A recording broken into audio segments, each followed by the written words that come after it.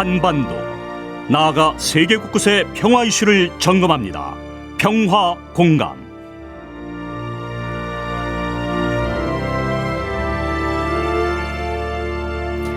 인류의 미래와 운명은 중미 양국의 공존에 달려있다. 시진핑 중국 국가주석이 한 말입니다. 악화일로였던 미중 관계에 청신호가 켜졌다는 소식.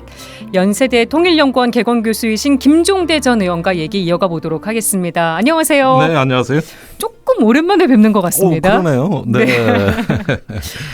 지난달에 히로시마에서 열렸던 G7 정상회의 공동 성명 내용이 좀 실현이 돼가고 있는 것 같아요. 네. 미국하고 중국 이번에 시진핑과 블링컨 장관의 이런 이렇게 만남, 이런 행보 어떻게 보셨습니까?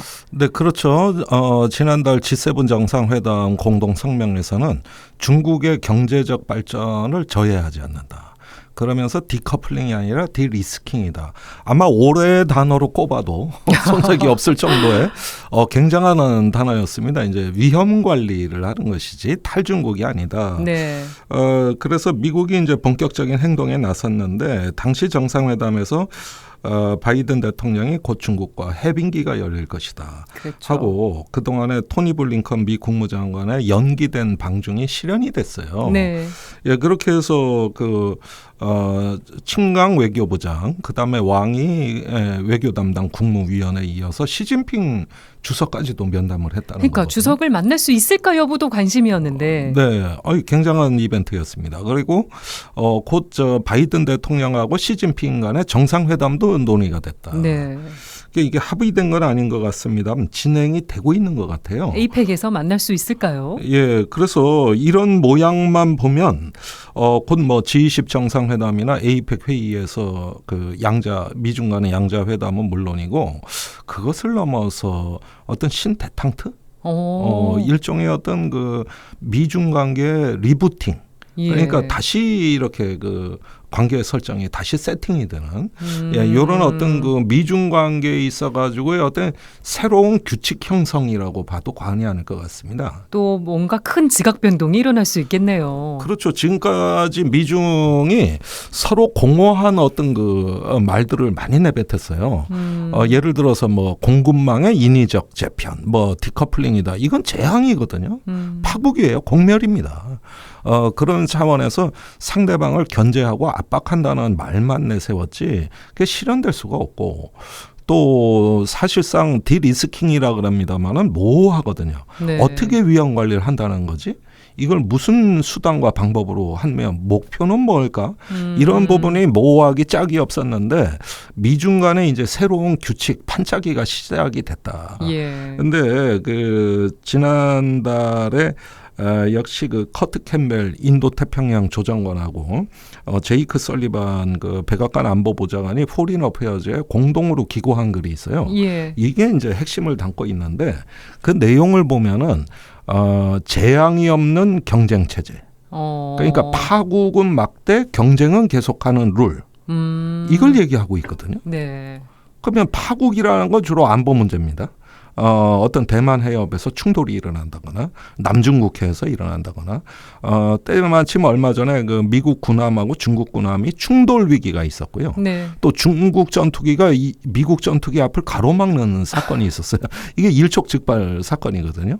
그런데 이런 식의 어떤 파국은 막되 또 공급망의 무리한 재편으로 미중 경제가 함몰하는 이런 식의 안보와 경제에서의 파국은 막되 경쟁은 계속하는 이런 식의 어떤 미중 간의 규칙, 판짜기가 미국 정책 목표인 걸로 돼 있습니다. 예. 아니 근데 서로 엄청나게 으르렁거리다가 갑자기 이렇게 기조를 신대탕트라고 표현을 해주셨지만 이렇게 기조의 갑작스러운 전환이 가능하기는 한 건지. 그러니까 오래전부터 미중 간의 전략 경쟁으로 양국이 전 세계가 엄청난 피로감을 느끼고 있었던 것이죠. 네. 예, 이념과 가치라고 이야기를 합니다만은 그런 식의 어떤 도덕주의적 국제정치 질서 세계관으로는 이 세계를 관리할 수가 없다.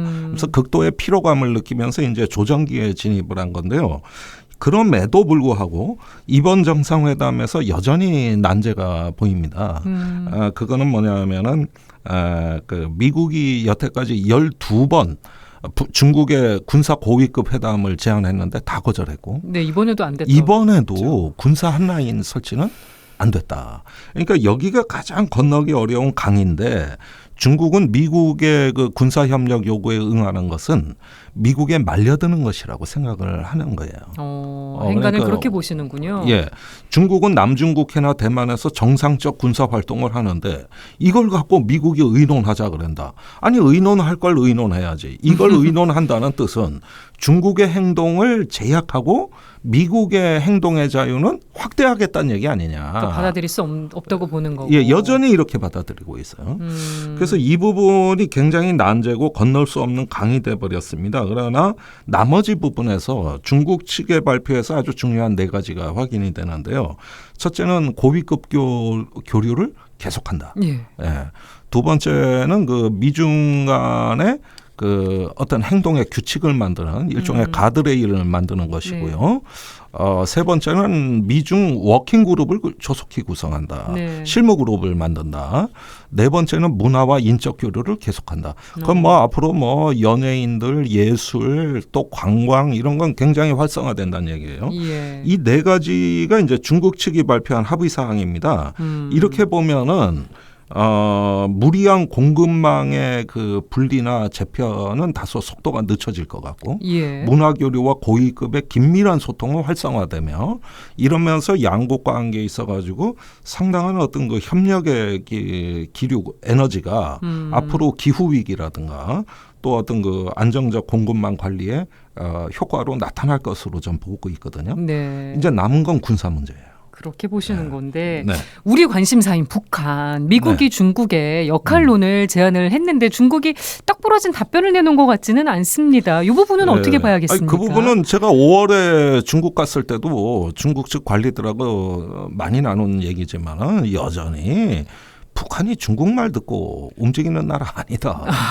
예, 그러면서 나름 북한을 관리하고 있다는 인상은 들었어요. 예를 들면 지금 북한이 농업이 위기란 말입니다. 예. 그리고 올해 식량 문제가 굉장히 심각한데 북한에다가 뭐 중국이 식량 왕창 줬다는 얘기도 없고 그렇다고 해서 북한의 어떤 그 핵무기 개발에 대해서 나름대로 어떤 뒷배경을 행사하는 이런 징후는 전혀 안 보이거든요. 예. 그러니까 여전히 북한에 대한 압박 기조는 살아 있고 네. 다만 무역에서 일부 확대되고 있는 이런 어떤 정도인데 이런 걸 보면 중국이 뭐 마치 책임을 다 안 해서 북한이 독자적인 일탈 행동을 하는 것으로 이렇게 마구 책임을 추궁하기에도 상당히 좀 문제가 있습니다. 네. 중국은 나름대로 역할을 하고 있다는 입장이니까. 그렇게 보시는 건데 우리나라와 중국 관계도 지금 녹록하지 않잖아요.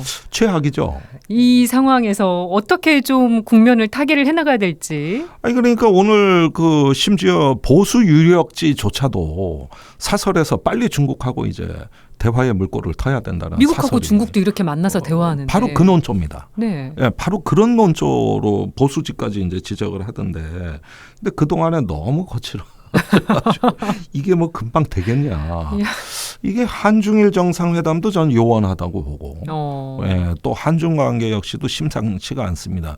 그러니까 이런 점에서는 역시 우리 대한민국이 규칙을 정하는 나라가 아니거든요.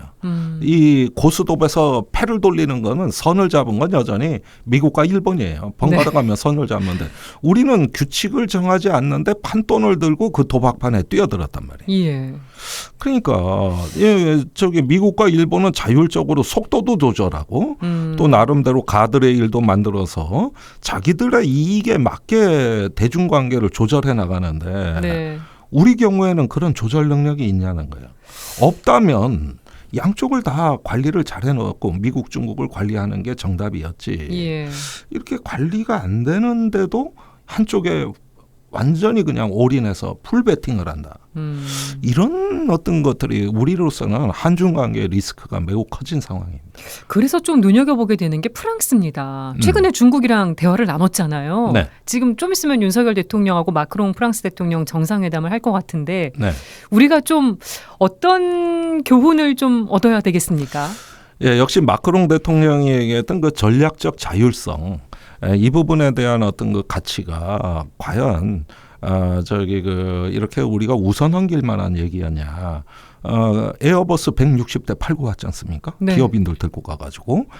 물론 중국에 대해서 대만에 대해 듣기 좋은 얘기를 해줘서 난리가 났는데 그건 알고 보니까 돌아오는 비행기 안에서 술도 한잔 한 상태에서 기자들 질문에 답을 하는 형식으로 나왔어요. 그런 만큼 유연성을 발휘하는 걸 일단은 좀 눈여겨봐야 될 것 같고요. 예. 그 속에서 국가의 자율성의 기반을 높인다. 이건 국가의 영향력 확대 게임입니다. 네. 근데 우리 스스로 우리 입지를 좁히는 이런 우를 범해서는 안 될 것 같고 무엇보다도 가장 우려스러운 거는 중국과 러시아하고 이제 우리가 멀어짐으로써 우리 대한민국 국민 한민족의 생활권의 범위가 지금 축소되고 있다는 거예요. 이게 지난 30년 노력에서 가장 뼈아픈 대목입니다. 그렇죠. 네. 네. 북한으로 넘어가 보겠습니다. 네. 앞에서도 잠깐 얘기를 나눠보긴 했습니다만 김영철, 대남통으로 불리는 김영철이 통일전선부에 복귀를 했습니다. 고문직으로. 맞습니다. 어떻게 의미가 있다고 보십니까? 글쎄요. 일단 내년 미국 대선이 이제 다가오면 역시 트럼프하고 관계를 잘 만들어놨던 김영철 다시 이제 그런 국면에 대비하는 것인가? 그렇게 보세요. 예, 저는 대남 관계는 아니라고 봐요. 남북 관계에서의 신호는 아닙니다. 그것보다는 미국과의 신호는 되지 않을까. 예. 그런 점에서는 김영철의 복귀는 매우 의미심장하다. 이제 정치국 후보위원이 된 거거든요. 예. 다시 그게 복귀가 된 건데 역시 군사 문제에 대해서는 다른 기구가 있으니까 그 개입은 제한적이고 그것보다는 어떤 외교의 판 그러면서 다시 외교의 시간이 돌아오고 있다는 거를 일단 대비하는 것이 아닐까. 예. 그 시점은 내년이 될 것 같아요. 네. 미국 대선도 맞물려 있고 대만 총통 선거도 있고 네. 또 주변 정세에 있어서 많은 변화가 예상되어 있거든요. 이럴 때 일단은 트럼프의 반응이 북한에 대해서 어떻게 나오는가 이것도 관전 포인트입니다. 트럼프의 반응. 이것도 어게인 트럼프 또는 어게인 2018년 그 평창 올림픽 네. 이후에 그때를 얘기하는 것인가 이런 부분도 눈여겨볼 포인트입니다. 이런 상황인데 지금 북한 식량난이 심각하다고 아까도 얘기해 주셨잖아요. 네. 이게 좀 남북 관계가 굉장히 닫혀 있는 상황에서 좀 교류 협력을 시작할 수 있는 계기가 될 수는 없을지 이 부분은 어떻게 보세요? 글쎄 우리 정부가 과감한 식량 지원의 의지가 있고 또 그런 면에서의 어떤 교류 협력의 의지가 있다면야 모르겠습니다만은 그다지 지금 정부가 관심 있는 것 같지는 않고. 예, 그리고 식량에 관해서라면은 일단 중국이나 러시아 쪽에 의존하려고 하지 남쪽에 의존하려고 하겠냐. 네. 그런 면에서 북한이 올해 8기 중앙당 전원회의를 연초에 개최할 때부터 김정은 위원장이 농업을 굉장히 강조하는 것만 봐도 일단은 북한의 올해 보릿고개가 심각하다는 거. 예, 쉽진 않구나. 그리고 농업에 있어 농업, 경공업 이런 거 계속 강조하는 거 보면 역시 민생의 문제가 굉장히 어렵구나 올해 이런 것들 쉽게 알 수가 있거든요. 네. 예, 그런 점에서 일단은 신냉전에 편승하기보다는 어떤 평화와 교류와 협력에 편승하는 것이 북한의 민생에는 굉장히 장기적으로 이익이 되는데 참 지금 상황을 거꾸로 신냉전 쪽으로 보고 있다는 게 굉장히 불행하고 아쉬운 일이죠. 네. 알겠습니다. 오늘 평화공감은 여기까지 말씀을 나누도록 하겠습니다. 김종대 연세대 통일연구원 개건교수와 함께했습니다. 오늘 말씀 고맙습니다. 네, 감사합니다.